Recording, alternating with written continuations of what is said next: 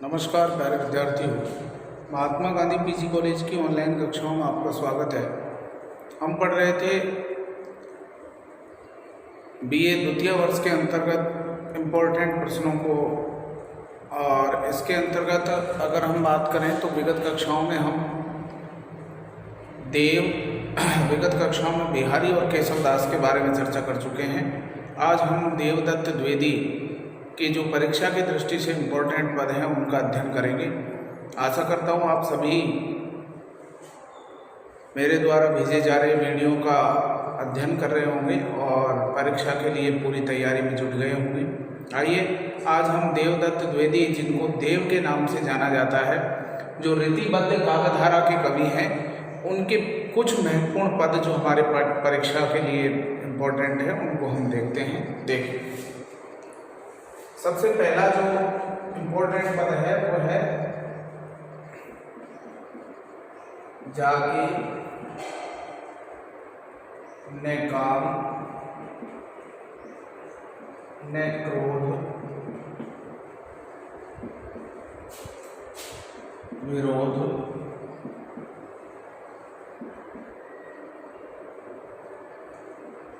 लोग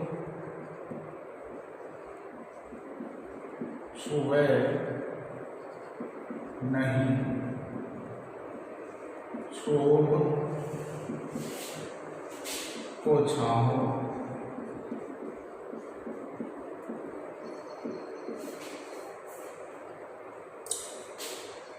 मोह न जाही रहे जगवाही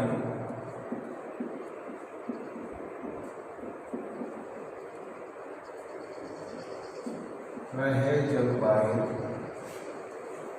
मूल जवाहिर ताती जाओ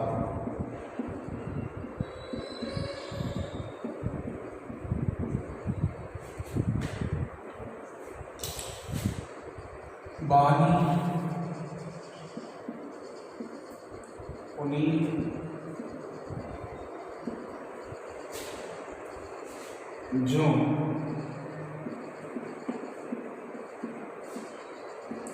देवधुनी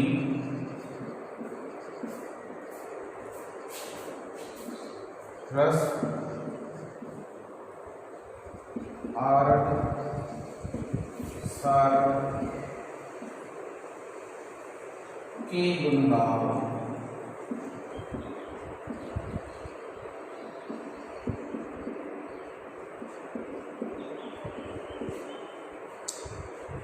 शील शशि सविता छविता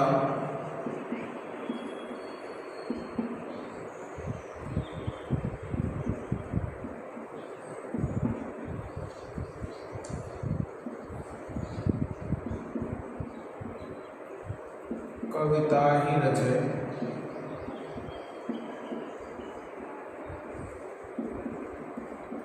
कविता ही सराहो।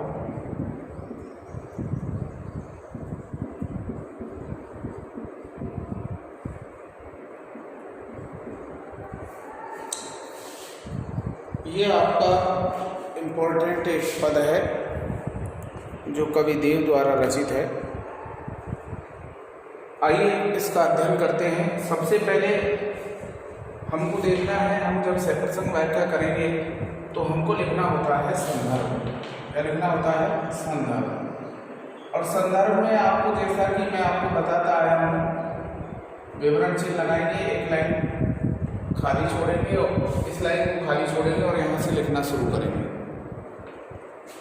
क्या लिखना है संदर्भ में? संदर्भ में लिखेंगे प्रस्तुत काव्यांश या पद्यांश रीतिकाल की रीतिबद्ध काव्यधारा के प्रमुख कवि देव द्वारा रचित है। ये आपका संदर्भ हो गया। फिर प्रसंग में हम लिखेंगे, नेक्स्ट एक लाइन खाली छोड़ेंगे, प्रसंग में फिर विवरण चिन्ह लगाएंगे, फिर अंडरलाइन करके यहाँ से दूसरी लाइन से लिखना शुरू करेंगे और इसमें फिर हम लिखेंगे कि इसमें कविदेव ने प्रस्तुत पद्यांश में कविदेव ने एक श्रेष्ठ कवि की विशेषताओं को बहुत ही सुंदर ढंग से वर्णित किया है। ठीक है, ये प्रसंग हो जाएगा। फिर हमको लिखना है व्याख्या, और व्याख्या में एक लाइन खाली छोड़ेंगे यहाँ पर, और फिर विवरण चिन्ह लगा करके फिर इस लाइन को खाली छोड़ के यहाँ से लिखना शुरू करेंगे, और फिर हम इसका अर्थ लिखेंगे। आइए देखते हैं। जाके न काम न क्रोध विरोध, लोभ छुए नहीं क्षोभ को छाहो, मोह न जाहि रहे जग बाहिर, मोल जवाहिर ताति चाहो, बानी पुनीत जो देव धुनि, रस आरत सारद के गुण गाहो, सील शशि सविता छविता, कविता ही रचे कविता ही सराहो। कवि देव ने इस पद के अंदर एक श्रेष्ठ कवि की विशेषताओं को वर्णन करते हुए कहा है कि जिसके हृदय में काम का भाव ना हो, क्रोध का भाव ना हो, विरोध का भाव ना हो, लोभ जिसके हृदय को छूता तक नहीं हो, जिसके हृदय में दुख अर्थात क्षोभ की भावना न हो, जिसके हृदय में मोह नहीं हो, जो संसार के प्रति तटस्थता का भाव रखता हो, जो संसार के प्रति क्या रखता हो, तटस्थता का भाव रखता हो, उस कवि की रचनाओं को जवाहरात से भी अधिक मूल्यवान समझना चाहिए, या जवाहरात से भी अधिक उससे प्रेम करना चाहिए। दोबारा सुनिए। जाके न काम न क्रोध विरोध, लोभ छुए नहीं क्षोभ की छाओ, मोह न जाहि रहे जग बाहिर, मोल जवाहिर ता अति चाहो। कवि देव वर्णन करते हुए कहते हैं कि जिस कवि के हृदय में काम क्रोध विरोध का भाव ना हो, लोभ का भाव ना हो, क्षोभ का भाव ना हो और मोह का भाव ना हो, तथा संसार के प्रति तटस्थता का भाव रखता हो, उस कवि की रचनाओं को जवाहरात से भी अधिक मूल्यवान समझना चाहिए, प्रेम करना चाहिए। आगे। बानी पुनीत जो देव धुनि, रस आरद सारद से गुण गाओ, सील शशि सविता छविता, कविता ही रचो कविता ही सराहो। जिसकी वाणी देववाणी के समान पवित्र हो, जो रसयुक्त हो, जो वाणी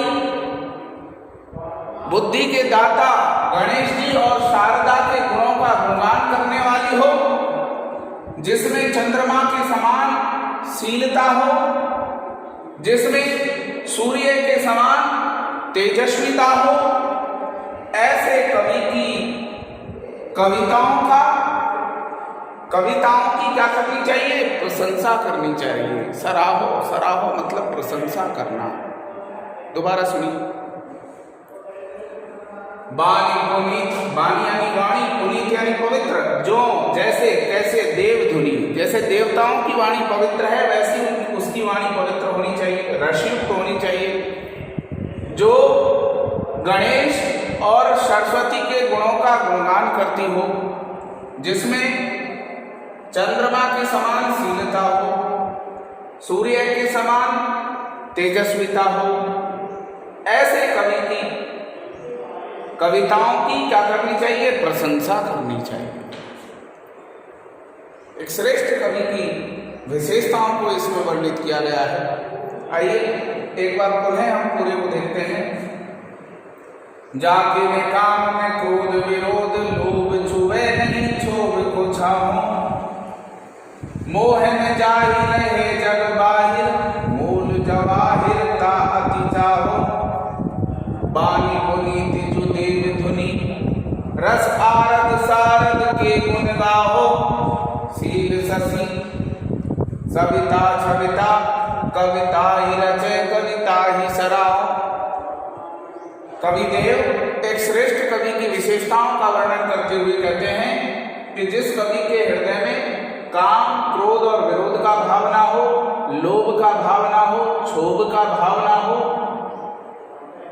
और मोह का भाव ना हो, तथा जो संसार के प्रति तटस्थता का भाव रखता हो, ऐसे कवि की कविताओं को जवाहरात से भी अधिक मूल्यवान समझना चाहिए।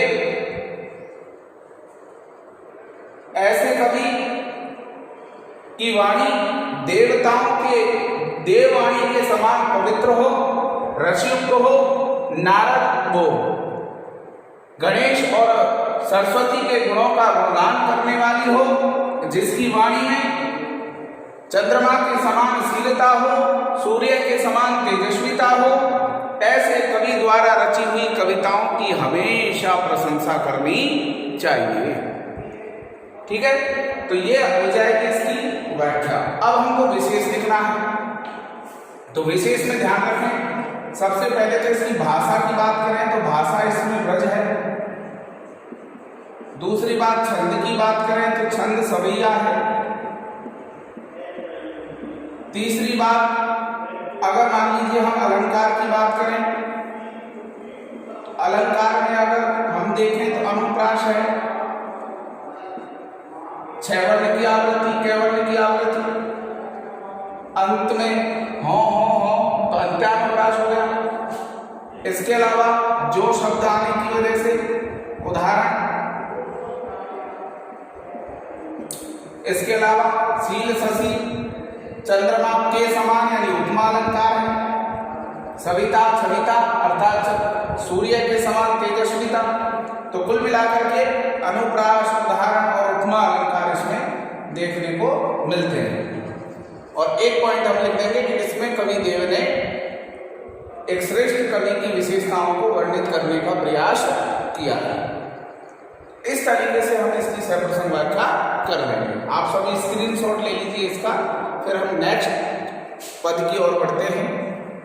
ले लीजिए।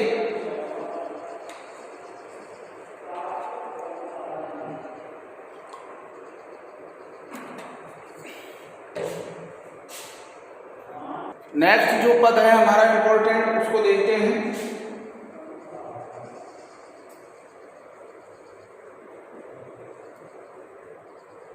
कोई कहो उल्टा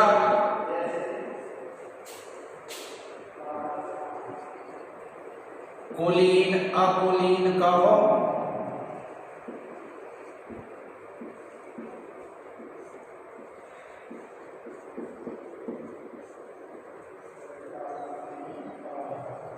कोई कहो रंगनी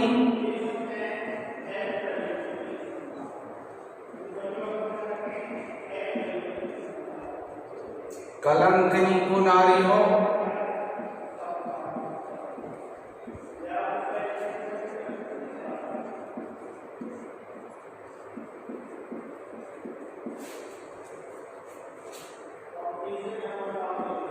कैसे परलोक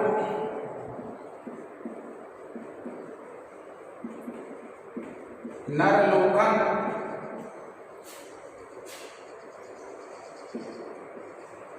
बरलोकन में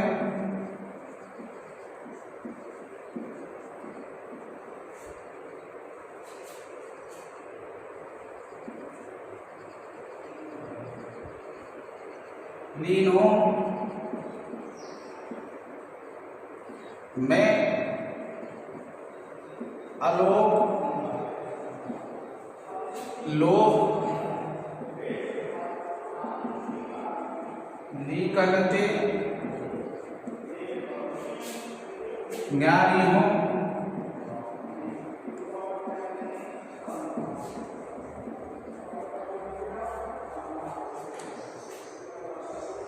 तन जाही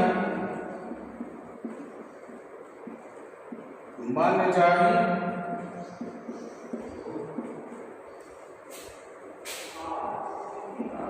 देव गुरुजन जाही,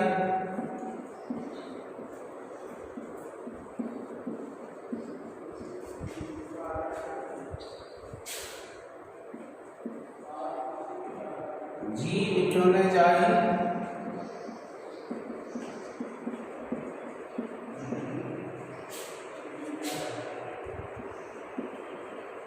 एक टेरतन टारी हो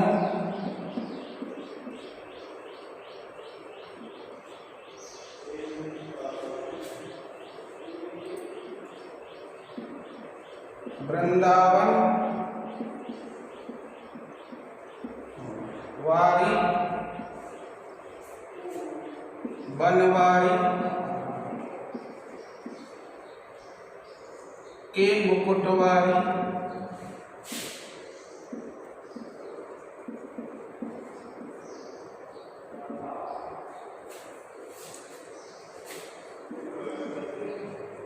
पीत पटवारी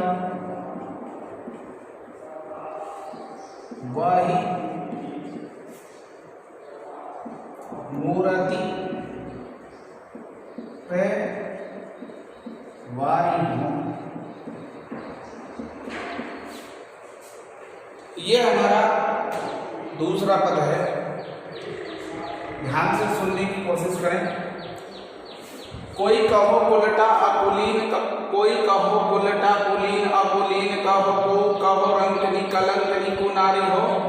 कैसे पर लोक नर लोक वर लोकन में लीनों में आलोक लोक लोकन ते न्यारी हो। तन जाहि मन जाहि देव गुरु जन जाहि जीव क्यों ने जाहि देव तेरत ने प्यारी हो। वृंदावन वारी वन वारी के मुकुट वारी पीत पट वारी वाही मूरत पे वारी। तो सबसे पहली बात तो एक नायिका है और वो नायिका अपनी सखी से वार्तालाप कर रही है। किससे वार्तालाप कर रही है? सखी से। ये नायिका प्रेम करती है और प्रेम करती है जैसा कि सिद्ध हो रहा है श्री कृष्ण से। किससे प्रेम करती है? श्री कृष्ण से। और नायिका ने लगा करके हम राधा भी यहां लगा सकते हैं कि राधा ने अपनी सखी को संबोधित करते हुए कहा, या एक नायिका ने अपनी सखी को संबोधित करते हुए कहा कि को कहो कुलटा, हे सखी, चाहे मुझे इस संसार में कोई कुलटा स्त्री कहे अर्थात बुरे आचरण वाली कहे, कुलीन चाहे अच्छे कुल वाली कहे, अकुलीन चाहे बुरे कुल वाली कहे, को कहो रंकनी चाहे मुझे कोई भिखारी कहे या कलंक युक्त नारी कहे या बुरी स्त्री समझे, मुझे इन बातों से कोई फर्क नहीं पड़ता। पहली दो लाइनों का अर्थ लेंगे। कवि देव वर्णन करते हुए कहते हैं, तो सबसे पहले मैं वो बता देता हूं आपको कि जैसे अपन को लिखना है संदर्भ, संदर्भ वही रहेगा जो पहले था। और संदर्भ में हम लिखेंगे प्रस्तुत पद्यांश रीतिकाल की रीतिबद्ध काव्यधारा के प्रमुख कवि देव द्वारा रचित है। फिर हम एक लाइन खाली छोड़ के प्रसंग लिखेंगे। प्रसंग में हम लिखेंगे, इसमें एक नायिका ने संसार की निरर्थक बातों से दुखी होकर के अपनी सखी को संबोधित करते हुए अपनी वेदना व्यक्त की है। और फिर व्याख्या में हम इसका अर्थ लिखेंगे। तो अर्थ में हमने पहली लाइन दो लाइनों की चर्चा की है और पहली दो लाइनों की चर्चा के बाद में किस तरीके से अर्थ लिखना है वो थोड़ा सा देखें। कोई कहो कुलटा अकुलीन का, कोई कहो कुलटा कुलीन अकुलीन कहो, को कहो रंकनी कलंकनी कुनारी हो। कवि देव वर्णन करते हुए कहते हैं कि एक नायिका ने अपनी सखी को संबोधित करते हुए कहा कि हे सखी, इस संसार में चाहे मुझे कोई कुलटा कहे, चाहे अच्छे कुल वाली कहे, चाहे बुरे कुल वाली कहे, चाहे मुझे गरीब समझे, चाहे कलंक युक्त नारी समझे, चाहे मुझे दुराचारी स्त्री समझे, मुझे इन बातों से कोई फर्क नहीं पड़ता है। अर्थात संसार की इन निरर्थक बातों की मैं बिल्कुल भी चिंता नहीं करती हूँ। फिर नेक्स्ट लाइन, कैसे पर लोक नर लोक वर लोकन में लीनों में आलोक लोक लोकन ते न्यारी हो।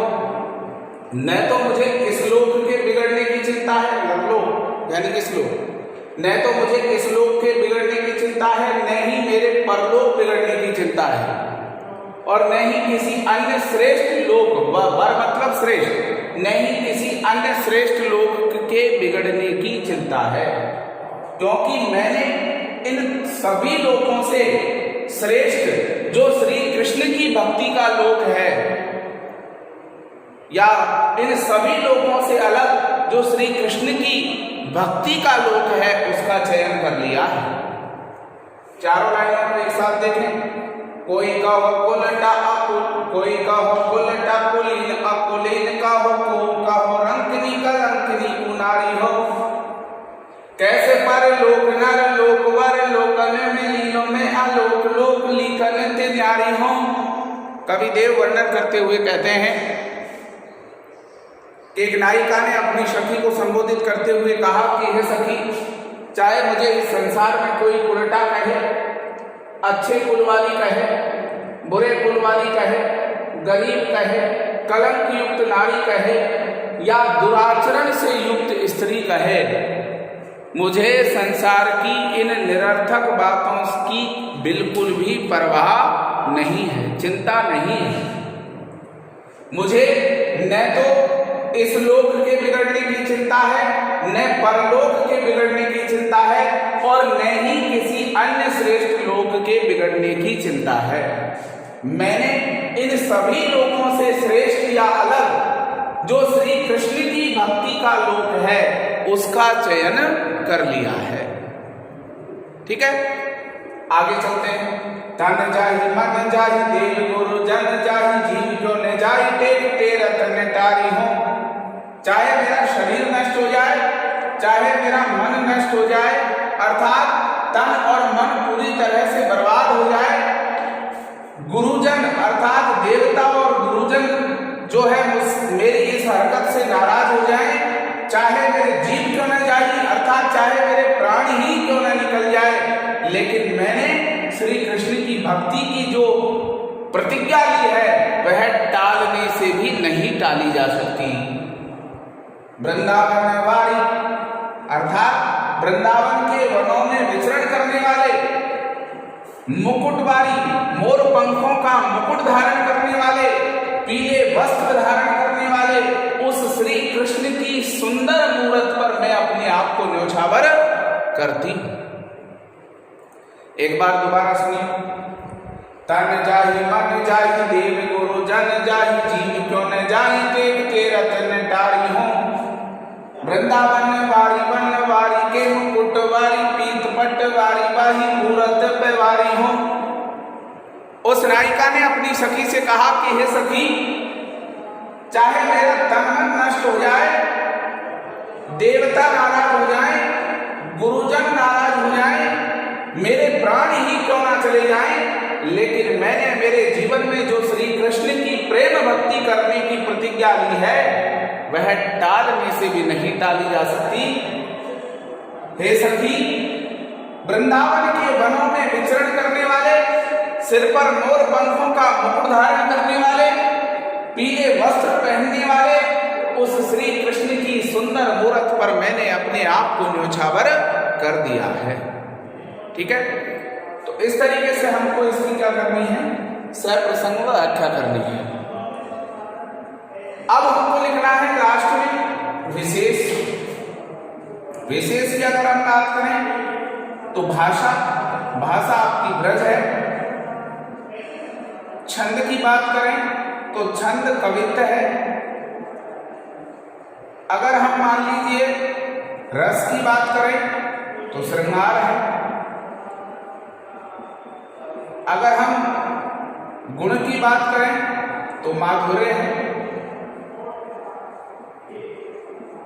अगर हम रीति की बात करें तो वैदर्भी है। अगर हम अलंकार की बात करें तो देखो भयंकर रूप से अनुप्रास अलंकार है। ठीक है, और एक चीज इसमें वर्णन किसका है, श्री कृष्ण से प्रेम करने वाली एक नायिका के हृदय में संसार की बातों को सुनकर जो वेदना उत्पन्न होती है, उस वेदना को बहुत ही सुंदर ढंग से यहां वर्णित करने का प्रयास किया गया है। बात समझ में आई होगी। स्क्रीनशॉट ले लो, फिर नेक्स्ट देखते हैं।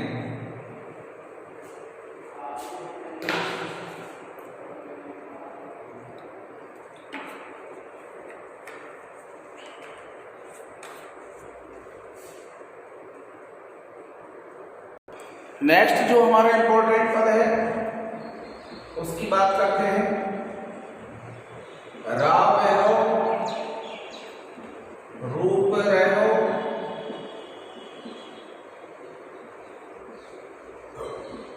भारी नैननी,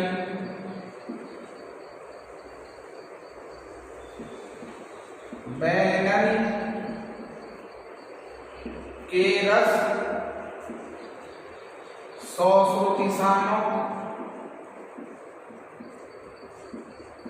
सौ श्रुति सानो,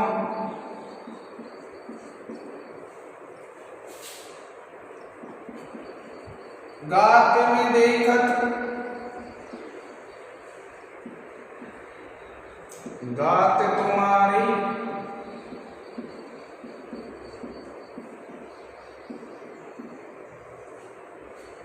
बात तुम्हारी,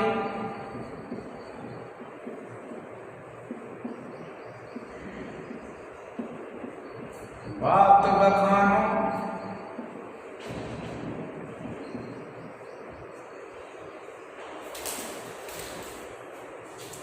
ऊधो,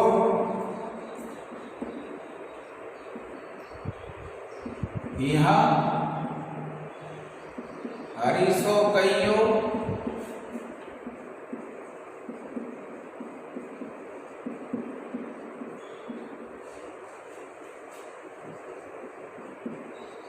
तुम हो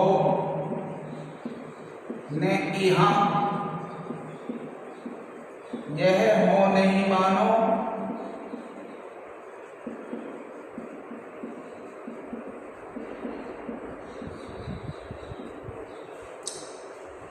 या तनते बिछुड़े तो कहा,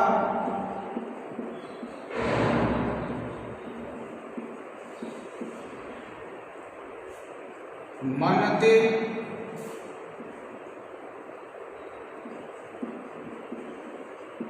अनते जुगसो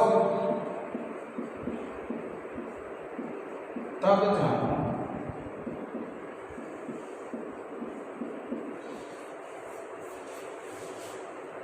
ये हमारा नेक्स्ट पद है।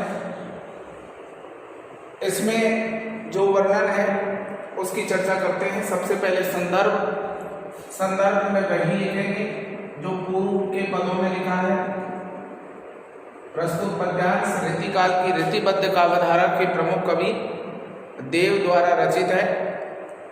फिर हम प्रसंग की बात करेंगे संदर्भ लिखने के बाद, और प्रसंग में हम लिखेंगे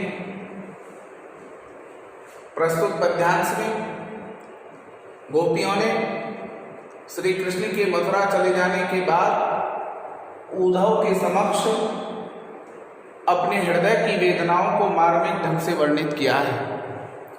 ये हो जाएगा प्रसंग। और फिर लिखेंगे व्याख्या, और व्याख्या में हम इसका अर्थ लिखेंगे। क्या लिखेंगे? अर्थ। अब सुनिए, रावरो, रावरो मतलब आपका ही। रूप रयो, रयो यानी रहता है, भरी यानी भरा हुआ, नैनन यानी आंखों में, बैनन यानी वाणी के अंदर, रस सौ श्रुति सानो, आपकी जो रस से युक्त वाणी है उससे हमारे श्रुति सानो यानी कान भरे रहते हैं, भरे हुए हैं आज भी। गात में देखत, गात मतलब शरीर, हम अपने स्वरूप की रोम रोम में आपके ही स्वरूप के दर्शन करती हैं। बात तुम्हारी, ये बात बखानो, और जो हम वार्तालाप करती हैं गोपियां, उसमें भी हमेशा आपकी ही बातें बखानती रहती हैं। उद्धव, हे उद्धव जी, हाँ हाँ, यह निश्चित रूप से हरीशो कहियो, श्री कृष्ण से जाकर के कहना क्या कि तुम हो नहीं यहाँ, कि हे श्री कृष्ण तुम इस ब्रज के अंदर, गोकुल के अंदर नहीं हो, यह हम नहीं मानती। या तन ते बिछुड़े, तो कहा तुम हमारे शरीर से बिछुड़ गए हो तो इसमें कौन सी बड़ी बात है। मन ते अंते, अर्थात हमारे मन से अन्यत्र स्थान पर जब तुम चले जाओगे, अर्थात हमारे मन से जब तुम बिछुड़ जाओगे, तब हम तुम्हें बहुत बड़ा व्यक्ति भी मानने लगेंगे। ठीक है, एक बार पुनः सुन लीजिए। राग रे रूप भयो परिनयननि, राग रूप रयो भरिनयननि, नैनन के रस सौ श्रुति सानो, गात में देखत गात तुम्हारे, बात तुम्हारी ये बात बखानो। कवि देव वर्णन करते हुए कहते हैं कि गोपियों ने उद्धव से कहा कि हे उद्धव जी, तुम श्री कृष्ण से हमारी वेदना जाकर के कहना कि हे कृष्ण, आपका ही स्वरूप हमेशा हमारे नेत्रों में भरा रहता है। आपकी रसयुक्त जो वाणी है, उस वाणी से हमारे कान आज भी भरे हुए हैं। हम गोपियां अपने शरीर में हमेशा आपके ही शरीर के या हमारे स्वरूप में आपके ही स्वरूप के दर्शन करती हैं, और जब हम गोपियां आपस में वार्तालाप करती हैं तब भी आपके ही बारे में वार्तालाप करती हैं। उदो हाँ हाँ हरिशो कहियो, तुम हो नहीं हाँ यह हो नहीं मानो। गोपियों ने उद्धव से कहा कि हे उद्धव जी, ये श्री कृष्ण से निश्चित रूप से जाकर के कहना कि हे कृष्ण, तुम इस ब्रज में, इस गोकुल में नहीं हो, ये बात हम गोपियां नहीं मानती हैं। हे कृष्ण, तुम भले ही हमारे शरीर से दूर हो गए हो, परंतु हमारे मन से दूर हो जाओगे तब हम तुम्हें बहुत बड़ा आदमी मानने लगेंगे। इस तरीके से हमको इसकी क्या लिखनी है, व्याख्या लिखनी है। अब हम बात करते हैं व्याख्या के बाद विशेष की, और विशेष की अगर हम बात करें तो प्यारे विद्यार्थियों, विशेष में नंबर 1 भाषा की बात करें ब्रज, छंद की बात करें तो सवैया, छंद कौन सा है, सवैया छंद है। इसके बाद अलंकार की बात करें, अलंकार, तो अलंकार में अनुप्रास तो है ही, इसके अलावा उपमा,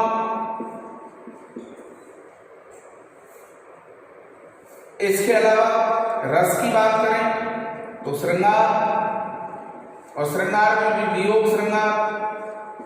अगर हम गुण की बात करें माधुर्य गुण, अगर हम नीति की बात करें वैधर्मी नीति। ठीक है, इसके अलावा हम लिख देंगे कि इसमें गोपियों ने उद्धव के समक्ष श्री कृष्ण के मथुरा चले जाने के बाद अपने हृदय की वेदना को प्रकट करने का सुंदर प्रयास किया है। ठीक है, इस तरीके से हमको इसकी सप्रसंग व्याख्या करनी है। निश्चित रूप से समझ में आया होगा। देखो, मैं व्याख्याओं पर ज्यादा जोर इसलिए दे रहा हूं क्योंकि 100 नंबर का पेपर आएगा और उसमें से अपन को 50 अंक का करना है, और 50 अंक का करना है तो एक चीज ध्यान रखनी है कि एक व्याख्या 10 नंबर की आती है तो 4 व्याख्याएं हमारे पाठ्यक्रम में आएंगी, तो उन 4 व्याख्याओं से 40 नंबर का हमारा हल हो जाएगा। अब बचा 10 नंबर का, तो 10 नंबर के लिए हमको प्रश्नों को पढ़ना है। जो कौन कौन से प्रश्न पढ़ना है मैं उसकी भी आपसे चर्चा करूंगा, लेकिन इस बात को आप आत्मसात करते चलें, सीखते चलें। यह अंतिम अवसर है आपके पास। देखो, मैंने आपको ऑनलाइन में पढ़ाया पहले, फिर ऑनलाइन के बाद ऑफलाइन में जब तुम आए थे तब मैंने इस बात को पढ़ाया, और अब मैं फिर दोबारा ऑनलाइन के माध्यम से एक बार आपको मोस्ट जो व्याख्याएं हैं उनको बता रहा हूँ। अब सीखना आपकी जिम्मेदारी है। कुछ लोग तो यहाँ तक भ्रमित हैं अभी कि साहब हम 3rd ईयर में हो गए, फालतू में क्यों परीक्षाएं हो रही हैं। अरे भैया, परीक्षा ये तो राजस्थान सरकार की गाइडलाइन है और सभी विश्वविद्यालयों में 2 वर्ष की एग्जाम होनी है।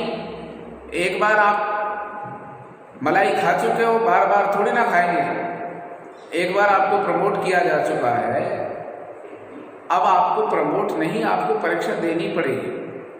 तो इसलिए थर्ड ईयर में हो आप, हम मान रहे हैं थर्ड ईयर में हो गए, और थर्ड ईयर की कुछ दिन में प्रवेश प्रक्रिया भी शुरू हो जाएगी, लेकिन 31 दिसंबर से पहले आप स्थायी रूप से नहीं माने जा रहे, थर्ड ईयर में अस्थायी रूप से माने जा रहे हैं। ये चीज़ें आपको जानने की है।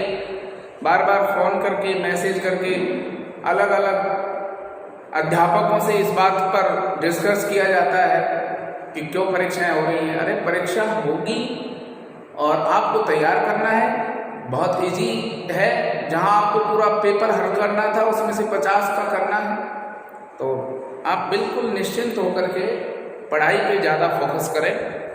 आज के लिए इतना ही। इसमें कुछ पद और हैं, उनकी चर्चा हम नेक्स्ट क्लास में करेंगे। आज के लिए इतना ही। धन्यवाद।